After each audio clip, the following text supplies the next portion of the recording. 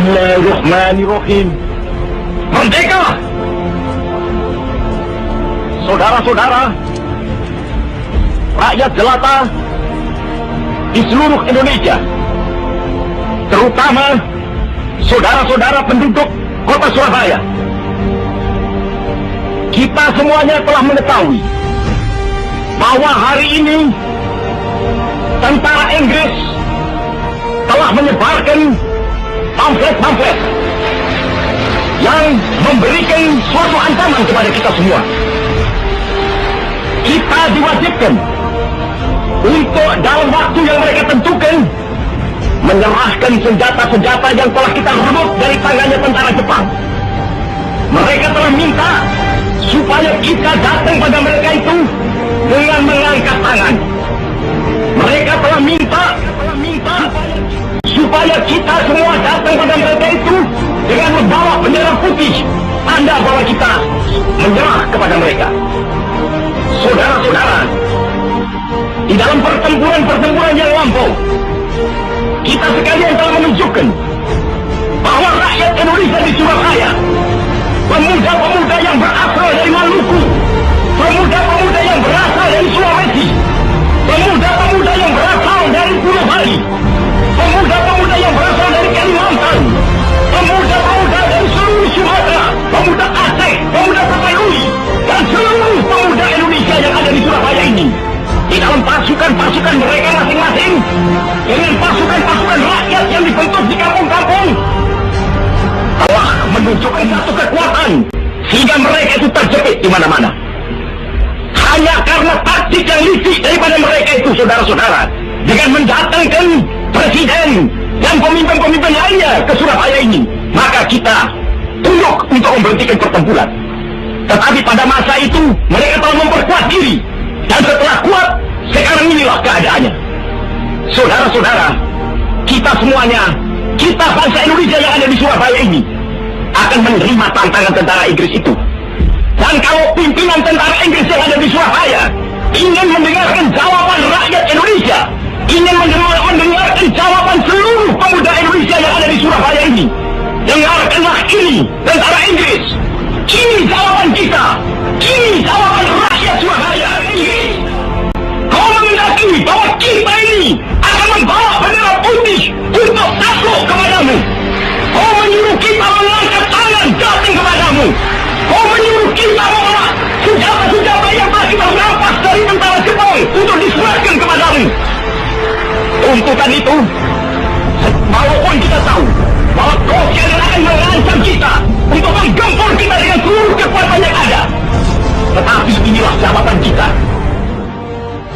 Selama banteng-banteng Indonesia masih mempunyai darah merah yang dapat memiliki tarik dan putih, merah dan putih, maka selama itu kita mau menyerah kepada siapa saudara rakyat Surabaya.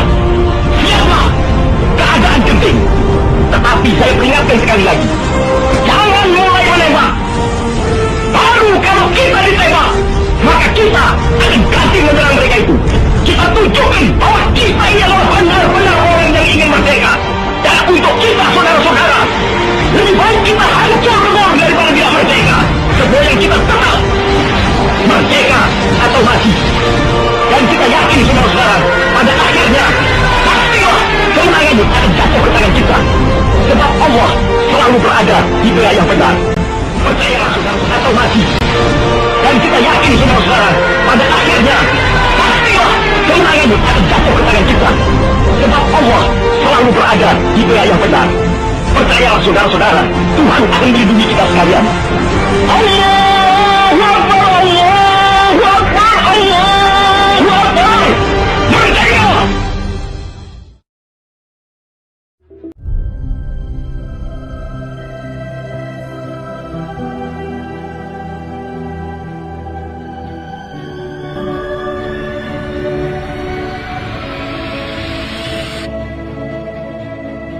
Assalamualaikum warahmatullahi wabarakatuh. Bismillahirrahmanirrahim. Rabbi jidni ilman warjukni fahman. Apa kabar Anda soleh dan solehah? Semoga kita semua dilimpahkan kesehatan oleh Allah Subhanahu wa Ta'ala. Hari ini kita akan mempelajari materi yang berjudul Upaya Mempertahankan Kemerdekaan Indonesia. Setelah peristiwa proklamasi kemerdekaan Indonesia 17 Agustus 1945, seharusnya bangsa Indonesia telah merdeka dan terbebas dalam bentuk penindasan dan penjajahan. Akan tetapi, kenyataannya tidak demikian. Bangsa Indonesia masih perlu berjuang mempertahankan kemerdekaan Indonesia. Ada yang tahu apa yang terjadi setelah Indonesia memproklamirkan kemerdekaannya? Ketika bangsa Indonesia memproklamirkan kemerdekaannya, banyak pihak asing yang tidak menyetujuinya. Pihak-pihak asing tersebut diantaranya Belanda dan Inggris. Demikian juga Jepang. Belanda datang kembali ke Indonesia dengan membonceng Inggris di bawah pimpinan Jenderal Sir Philip Christison. Inggris ini bertugas melucuti senjata tentara Jepang yang masih ada di Indonesia, serta membebaskan tawanan perang sekutu. Kedatangan Inggris yang ternyata juga diboncengi tentara sipil Belanda yang disebut NICE ditentang oleh rakyat dan pemerintah Indonesia. Hingga akhirnya perlawanan rakyat Indonesia terjadi di mana-mana. Perjuangan rakyat Indonesia dilakukan dengan dua cara, yaitu perlawanan fisik dan diplomasi. Perlawanan fisik dilakukan dengan kontak senjata. Adapun perjuangan dengan diplomasi dilakukan melalui meja-meja perundingan. Di pembahasan yang pertama ini, kita akan coba mengetahui upaya mempertahankan dengan jalur pertempuran atau perjuangan fisik. Yang pertama, pertempuran 5 hari di Semarang. Hal pertama yang membuat pertempuran ini adalah kemarahan para pemuda Indonesia. Ketika memindahkan tawanan Jepang dari Cipiring ke Bulu, di tengah perjalanan, tawanan ini kabur dan bergabung dengan pasukan Kido Butai di bawah pimpinan Jenderal Nakamura dan Mayor Kido. Penyebab kedua adalah ketika pada tanggal 14 Oktober 1945, petugas kepolisian Indonesia yang menjaga persediaan air minum di Wungkal diserang oleh pasukan Jepang. Mereka diserang, kemudian terdengar kabar bahwa air ledeng di candi telah diracuni oleh pasukan Jepang.